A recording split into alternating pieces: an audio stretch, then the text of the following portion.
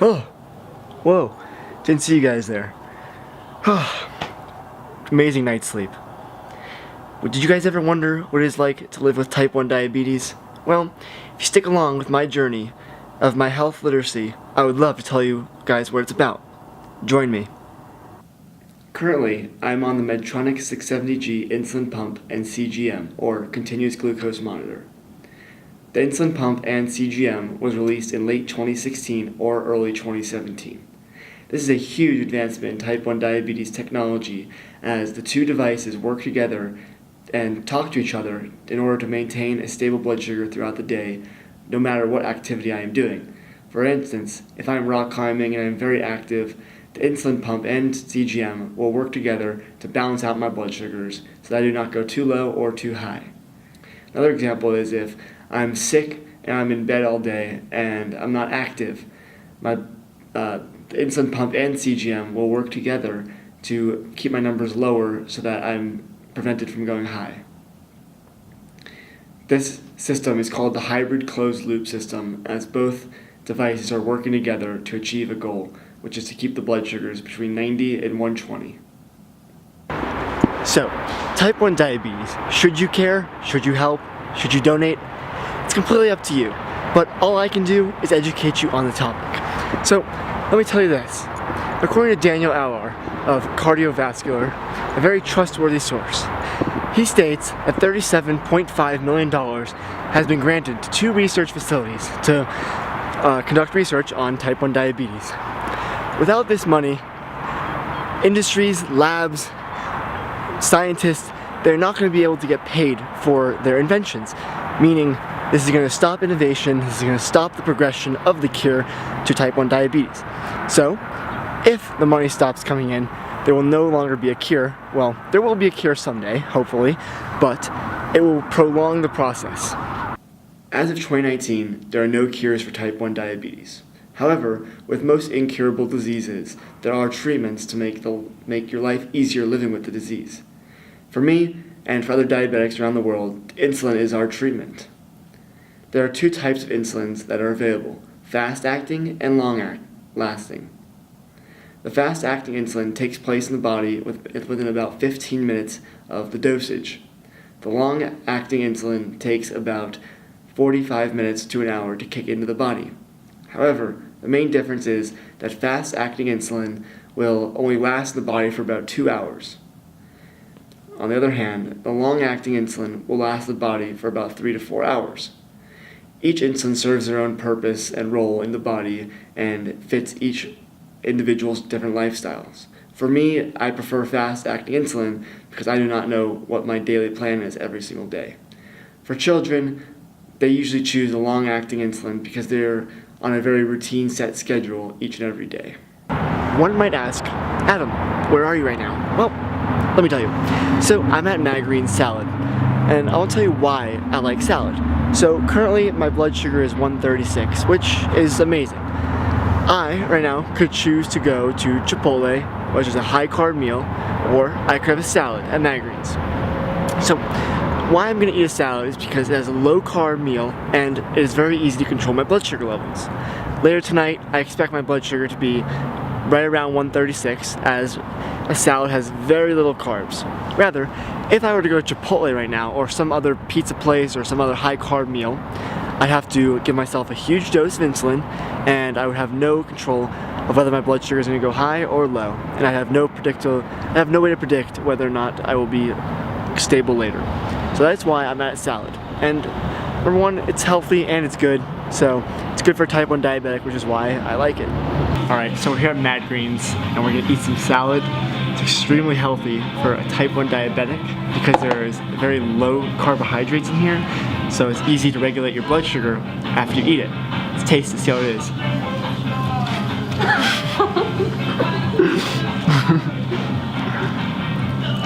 It's amazing. I love it.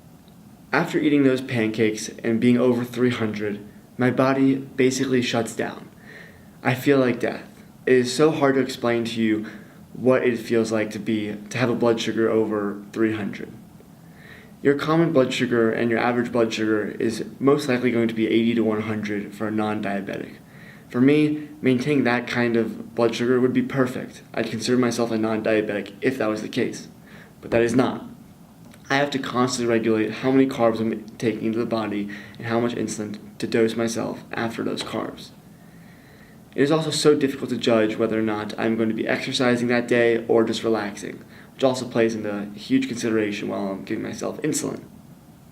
An example of how exercise helps your blood sugar is that I'm a very avid rock climber. I go about 3 to 5 times a week. Okay, I'll show you guys how to climb this boulder here. We do 2 different techniques. One is going to go up regular, and 2 we're going to skip runs.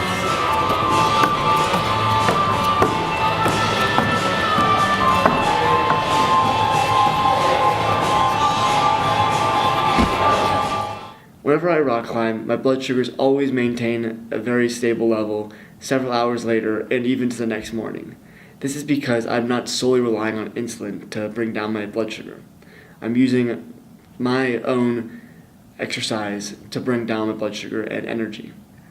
This is a very good way to help regulate your blood sugar and your insulin levels. So what I'm holding in my hand right here is a complete set of a blood glucose monitor. This part right here is the actual meter. This part right here will draw the blood from my finger. Inside this container is a few strips that look a little like this. These strips are what go into this device right here, and I apply my blood to that strip and it enters a BG right there, or blood glucose level right there. I'm going to demonstrate how this system works and why it is important.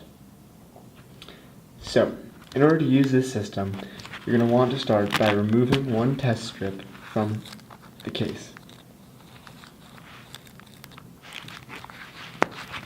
Once the test strip is removed, you're going to put this end in the spot right here.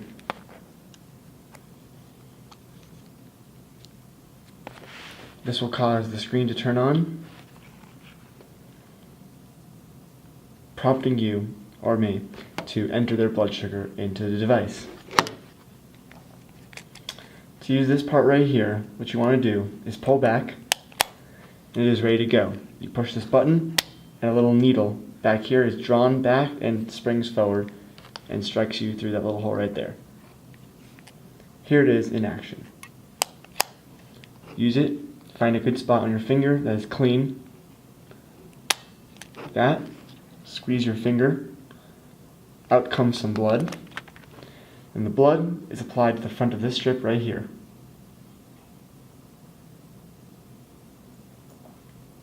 Since I'm not eating, there's a no mark. Within 5 seconds, my blood sugar is displayed.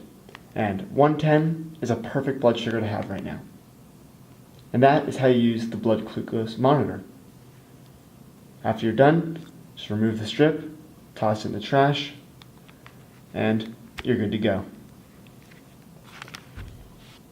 I just showed everyone how to use this system right here, the blood glucose monitor.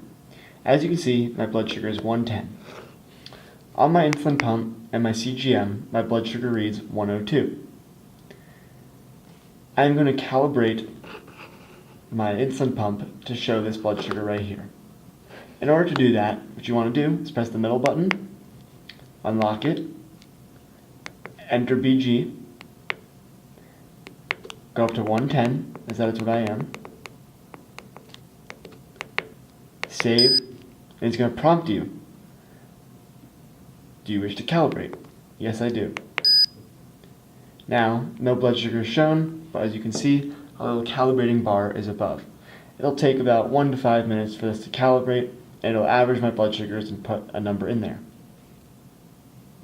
As I mentioned before, this insulin pump is a continuous glucose monitor and an insulin pump. The hybrid closed loop system works like this. If you go to this screen right here, this little button, it's a graph button. You push the graph, and you can see all your blood sugars for the past 24 hours. As you can see, started a little high, went down, and in the middle of the night, I was around right here, very stable, spiked a little bit, but then I got it under control, and it went down. These little pink dots above the graph right here, above the words calibrating, are when the insulin pump and the continuous glucose monitor are talking to each other. That happens when your blood sugar reaches a certain level where it causes it to go too high. When the pump detects that you're too high, it'll deliver insulin, which symbolizes these pink dots. As you can see right here, from 12 p.m.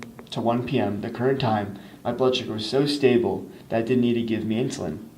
That is because I'm working on this project and I do not need to take insulin for what I'm doing. There is one pink dot there as it detected that I was rising slightly, maybe a little bit higher than it wanted me to be. So it was trying to keep me down and to balance me into that level. The level it tries to keep me at is between these two lines right here. There's one line right there and one line above here. That line symbolizes 80, the above line symbolizes 150. Anywhere between those numbers, the insulin pump is going to automatically adjust the levels of insulin in order to keep my blood sugar at that level. If it detects I'm going too high, it'll give me more insulin. If it detects I'm going too low, it'll stop those pink dots and stop delivering insulin automatically.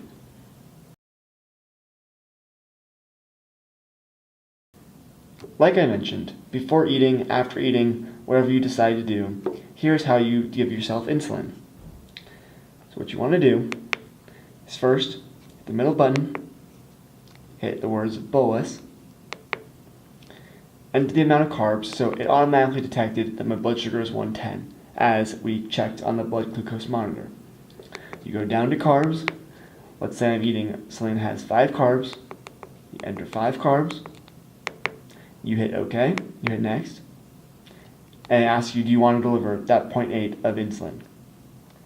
I would hit deliver insulin, deliver bolus, and it would deliver that insulin to me. But I do not need that 5 carbs, so I'm not going to do that.